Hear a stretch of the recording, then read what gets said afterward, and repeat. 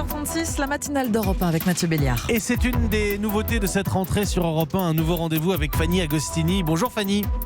Bonjour Mathieu.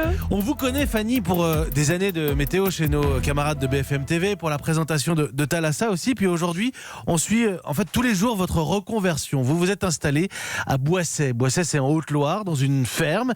Et tous les matins, Fanny, on va prendre de vos nouvelles. Ce sera l'occasion de parler d'alimentation, de santé, d'écologie, d'agriculture, bien sûr. Tiens Fanny, vous attaquez en ce moment les semis d'automne pour faire pousser du blé. Du blé retrouvé dans la tombe d'un pharaon. C'est une histoire de dingue Mathieu. Un blé millénaire que l'on appelle le blé Khorassan ou le blé Kamut. C'est un blé que l'on cultivait il y a 6000 ans, notamment dans le nord de l'Iran. Et la légende raconte que quelques grains de blé ont été retrouvés dans un vase d'albâtre dans la tombe d'un pharaon. Et ce n'est qu'au siècle dernier que ces grains de blé ont été récupérés par un Américain qui les aurait rapportés dans sa poche direction le Montana. Il les a ensuite semés puis multipliés. Et grâce à lui, aujourd'hui, nous pouvons en disposer. Alors c'est vrai que c'est une épopée fabuleuse, mais ce blé est aussi magnifique.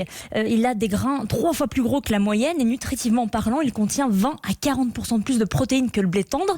Il est donc ultra nourrissant et en plus très peu chargé en gluten. Bon, Fanny, si je vous suis, ce blé magnifique, ce blé magique. Si vous êtes sage, Mathieu, je vous en rapporterai la prochaine fois que je monte à Paris.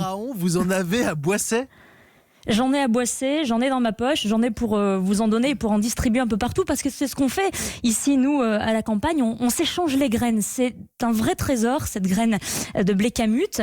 Et comme toutes les semences anciennes, c'est à nouveau à la mode et elle ressuscite après une quasi-disparition dans nos champs à cause de l'agriculture moderne et des questions de rendement.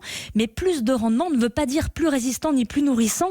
Et aujourd'hui, nous avons tout intérêt à nous intéresser à ces blés du passé pour préparer l'avenir. Remettre au goût du jour la diversité végétale, ce qui pourrait, selon vous, nous aider dans le futur.